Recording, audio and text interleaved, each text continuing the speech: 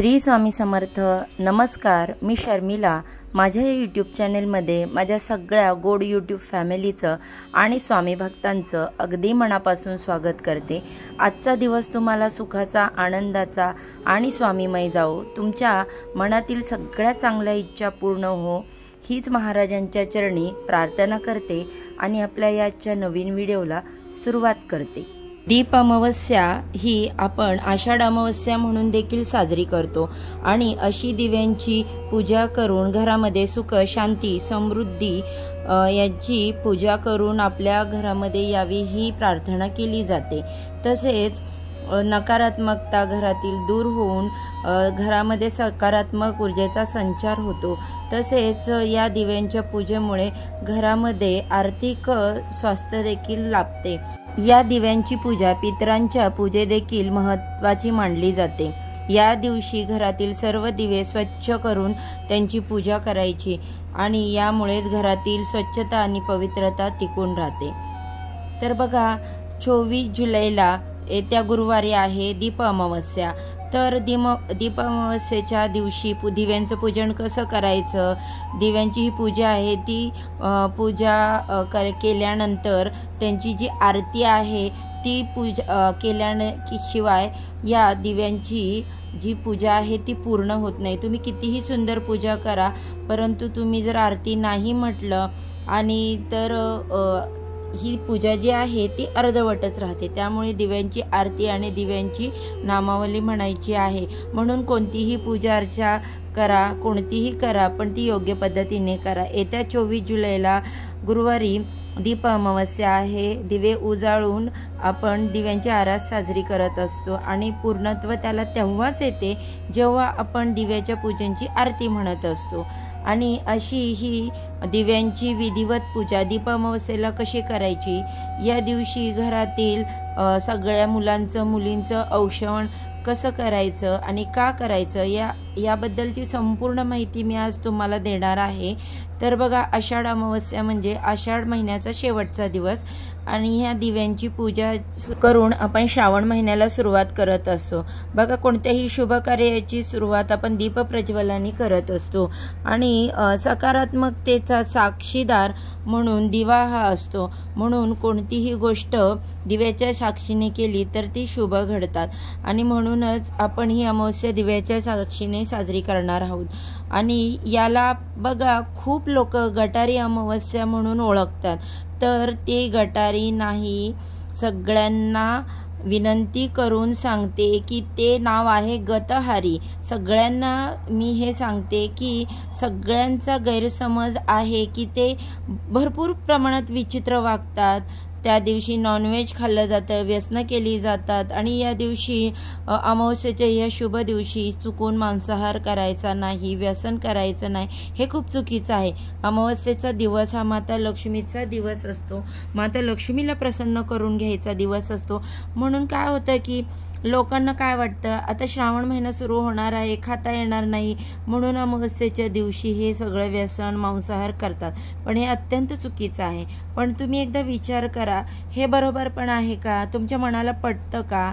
जर श्रावणामध्ये आपण नॉनव्हेज का पाळतो, तर बघा, श्रावणापासून जोरदार पाऊस पडतो, हवा ही अतिशय दमट दाट असते, पचनशक्ती त्यामुळे कमकुवत झालेली असते आणि त्यामुळे काय होतं, जड अन्न पचत नाही आणि हा काळ जो आहे तो माशांच्या प्रजननाचा काळ असतो आणि त्यामुळे मासे खाणं देखील टाळलं जातं। म्हणून श्रावण महिन्यामध्ये जड अन्न आहे, पचायला जड आहे, मांसाहार वगैरे, तर ते अजिबात खाल्ले जात नाहीत आणि याला चुकूनही गटारी अमावस्या असे म्हणू नका। हा दिवस अतिशय शुभ आहे आणि सगळ्यात पहिलं म्हणजे बघा, अमावस्येसाठी काय आहे, अमावस्येचा प्रारंभ 23 जुलैला उत्तर रात्री 2:29 सुरू होते 24 तारखेला गुरुवारी रात्री 12:41 समाप्त होते। म्हणजे अमावस्या ही आपण 24 जुलैला गुरुवारी साजरी करणार आहोत। अमावस्येचे जे काही उपाय आहेत ते तुम्हाला गुरुवारीच करायचे आहेत। सगळ्यात महत्त्वाचं म्हणजे अमावस्येच्या दिवशी आपल्याला घर स्वच्छ करायचं आहे, मुख्य दरवाजा स्वच्छ करायचा आहे, उंबरठ्यावर हळदीचं लेपन करायचं, देवघर वरपासून खालपर्यंत स्वच्छ व्यवस्थित करायचं आणि घरामध्ये जे काही छोटे मोठे दिवे आहेत ते स्वच्छ धुवून आदल्या दिवशी तुम्हाला ठेवायचे आहेत। कारण ही दिव्यांची अमावस्या आहे, त्यामुळे दिव्यांना खूप महत्त्व आहे। ते घासून पुसून तुम्हाला स्वच्छ ठेवायचे आहेत। तुमचे जे काही परंपरागत दिवे चाललेले असतील, दगडाचा दिवा, मातीचा दिवा, पंचधातूचा दिवा, सोन्याचा दिवा, चांदीचा दिवा, कोणताही दिवा असेल, घरातील सगळे दिवे काढायचे, घासून पुसून स्वच्छ करून पूजेमध्ये ठेवायचे आहेत। पूजेची जी मांडणी आहे ती तुम्ही सकाळीच मांडू शकता आणि भरपूर त्याच्यामध्ये तेल टाका की ते दिवसभर तेवत राहतील। आणि समजा संध्याकाळी ते दिव्यामध्ये तेल वाढून पुन्हा ते प्रज्वलित करायचं। तसेच अमावस्येचा हा काळ जो आहे तो खूप महत्त्वाचा मानला जातो। संध्याकाळी तुम्ही परत ते सगळे दिवे प्रज्वलित करा आणि दिवसभर ही मांडणी तशीच ठेवायची। दुसऱ्या दिवशी तुम्हाला ही पूजा मांडणी उचलायची आहे। तर बघा पूजा कशी मांडायची। आता बघा चौरंग घ्यायचा एक, त्याच्यावर लाल वस्त्र अंतरायचं, चौरंगासमोर छानशी रांगोळी काढायची। तुमच्या देवघराच्या आजूबाजूला जागा असेल तिथे तुम्ही करू शकता किंवा मग जर जागा नसेल तर साईडला जिथे जागा आहे तुम्हाला शक्य आहे तिथे तुम्ही ती पूजा मांडायची आहे। आता त्याच्यानंतर बघा त्याच्यावरती आपल्याला हे जी काही दिवे आहेत आपण घेतलेले, आपल्या घरामध्ये जे काही दिवे असतील ते त्या पूजेमध्ये ते आपल्याला मांडायचे आहेत। आणि एक गोष्ट लक्षात ठेवा, दिवा असाच रिकामा वस्त्रावर ठेवायचा नाही। प्रत्येक दिव्याच्या खाली आपल्याला तांदूळ ठेवायचे आहेत। तांदळाचं जे आसन आहे ते आपल्याला दिव्यांना द्यायचं आहे। आता तांदळाचं आसन देऊन त्याच्यावरती दिवा ठेवल्यानंतर त्या दिव्यांमध्ये 2 वातीची मिळून जोड वातीची आपल्याला एक वात तयार करायची आहे। जोड वात म्हणजे जीवाशिवाच्या एकरूपतेचे आणि अद्वैतेचे प्रतीक मानले जाते आणि जोडा सलामत राहावा हे यामागचं एक कारण आहे। आणि बघा 2 सायंटिफिक रिझन म्हणजे आपली जी कॅपॅसिटी असते, ज्योत जी अखंड पुरवठा व्हावा यासाठी 2 वातींची मिळून एक वात लावली जाते। आता सगळ्या दिव्यांमध्ये तेल टाकायचं, 2 जोडवात टाकायचं। एका चांदीच्या दिव्यामध्ये तुम्ही तुपाचा दिवा लावायचा आहे किंवा मग तुम्ही कणकेचा दिवा देखील करून लावू शकता। सगळ्या दिव्यांचं तोंड पूर्वेकडे येईल असं ठेवलं तरी चालेल। पूर्वेकडे ठेवा, पश्चिमेकडे ठेवा, परंतु दक्षिणेकडे तोंड याचं दिव्यांचं येणार नाही असं ठेवायचं आहे। तो आपल्याला बघा दक्षिणेला तोंड करून जो एक दिवा लावायचा आहे तो वेगळा उपाय आहे, पण इथे आपण जे दीपपूजन करणार आहोत त्याच्या दिव्यांची जी तोंड आहेत ती दक्षिण दिशा सोडून कुठेही असेल तरी चालते। आता बघा पूजा मांडणीमध्ये ठेवलेले सगळे जे दिवे आहेत ते आपल्याला प्रज्वलित करून घ्यायचे आहेत। सगळे आपण जेवढे घेतलेले आहेत तेवढे। त्याच्यानंतर सगळ्या दिव्यांना आपल्याला हळद, कुंकू, अक्षदा असे अर्पण करायचे आहेत, फूल अर्पण करायचं आहे। तुमच्याकडे जर मोठे समय असतील तर त्याला तुम्ही गजऱ्याने देखील डेकोरेशन करू शकता। सगळी अगदी सागर संगीत अशी तुम्हाला पूजा करून घ्यायची आहे दिव्यांची। प्रत्येक दिव्याला फूल अर्पण करून, तसेच फुलांसोबतच आपल्याला आघाड्याचं एक पान आणि दुर्वा ज्या आहेत त्या देखील अर्पण करायच्या आहेत। त्यानंतर बघा आणि हो, पूजा करताना तुम्ही थोडी काळजी घ्या, कारण आपण बघा बरेच सारे दिवे प्रज्वलित केलेले असतात, त्याच्यामुळे हाताला चटका वगैरे लागण्याची भीती असते। अगदी मनापासून आपल्याला दिव्यांची पूजा करायची आहे। त्यानंतर बघा प्रत्येक दिव्याला आपल्याला कापसाचं वस्त्र अर्पण करायचं आहे। तुम्हाला जर सगळ्या दिव्यांना कापसाचं वस्त्र अर्पण करणं नाही जमलं तर तुम्ही एक जो मेन दिवा तुपाची वात टाकून प्रज्वलित केलेला आहे तर त्याला तुम्ही वस्त्र अर्पण केलं तरी देखील चालेल। आता बघा अशी दिव्यांची सगळी विधिवत पूजा करून झाल्यानंतर आपल्याला दिव्यांना नैवेद्य अर्पण करायचा आहे। तर बघा या नैवेद्यामध्ये आपण लाह्या बताशे, पेढे किंवा दूध साखर, दूध गूळ याचा नैवेद्य अर्पण करू शकतो।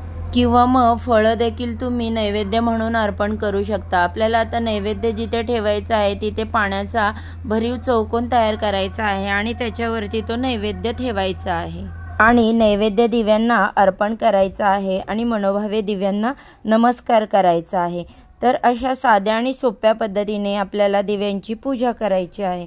आता बघा, तुम्हाला जर दिव्याची वात पुढे करायची असेल तर ती गोड पदार्थ किंवा खडीसाखरेनेच तुम्हाला ती पुढे करायची आहे। दिव्याची वात पुढे करताना कोणत्याही काडीचा कागदाचा वापर करू नका। आता बघा, मी पुढे स्क्रीनवरती तुम्हाला ही दिव्यांची आरती देत आहे।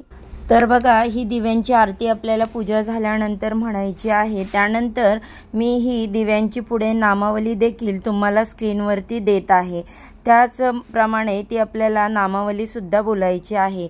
आता ही अशी दिव्यांची साधीसुधी पूजा झाल्यानंतर आपल्याला संध्याकाळी दक्षिण दिशेला पितरांसाठी कणकेचा दिवा प्रज्वलित करायचा आहे। त्याची वात देखील तुम्हाला दक्षिण दिशेलाच करायची आहे, कारण तो आपण पितरांसाठी दिवा लावत असतो। आता बघा, ही झाली दिव्यांची पूजा। आता या दीप अमावस्येला संध्याकाळी आपल्या घरातील मुला मुलींचं औक्षवण करायचं असतं।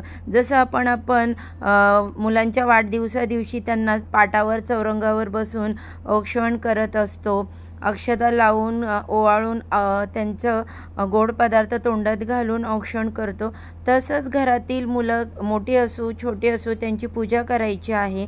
कारण मुलं किंवा मुलं ही वंशाची दिवे असतात। मुलं ही वंशाचा दिवा असला तरी मुलगी ही वंशाची पणती म्हणून समजली जाते आणि त्यांच्यामुळे आपल्या वंशाची वृद्धी होत असते। म्हणूनच या दिवशी आपल्याला आपल्या मुलांची पूजा करायची असते। आणि बघा, ही सगळी पूजा पाहून, हे सगळ्या ज्या आपण केलेले विधी पाहून मन खूप प्रसन्न होतं।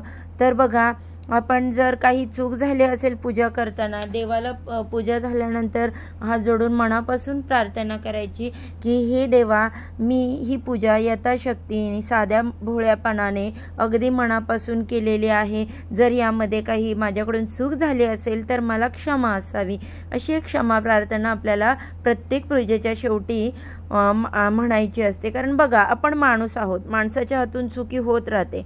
पूजा झाल्यानंतर आपण जी दिव्यांची आरती जी आहे ती म्हणायची आहे। आता या दिव्यांची उत्तर पूजा सांगता जी आहे ती दुसऱ्या दिवशी करायची। नेहमीप्रमाणे जो काही पूजेचा आपण नैवेद्य केलेला असतो तो प्रसाद म्हणून खाऊ शकतो। त्याच्यानंतर हे दिवे आहेत त्याच्या निर्माल्यामध्ये फुलं वगैरे टाकून द्यायची, दिवे स्वच्छ करून पुन्हा ते व्यवस्थित ठेवून द्यायचे। आणि बघा, अशा अगदी सोप्या पद्धतीने ही पूजा जी आहे ती आपल्याला करायची आहे। दीप अमावस्या साजरी करायची आहे, दिव्यांची आरस करायची आहे।